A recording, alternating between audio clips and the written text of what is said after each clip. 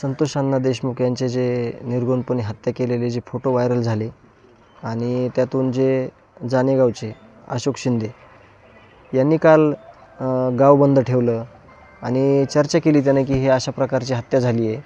यातून त्याला दुःख सहन नाही झालं आणि दुःख सहन नाही झालं म्हणून त्यांनी स्वतःचा जीव गमावला, आत्महत्या केली.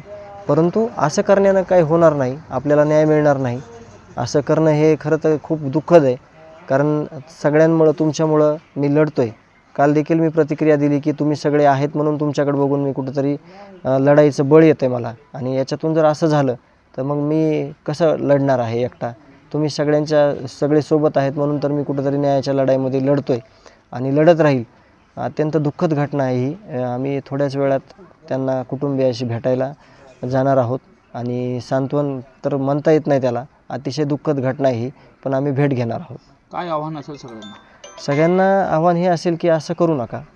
आपला एक भाऊ गेलेला आहे, त्याच्या बदल्यात दुःखात तुम्ही या, माझ्याकडे या, सांत्वन करा किंवा आपण एकमेकांना आधार देऊ, पुढं लढू, आपण न्याय मिळवून घेऊ. पण अशा घटना केल्या तर एकमेकांचं बळ कमी झाल्यानं आपण लढू शकणार नाहीत.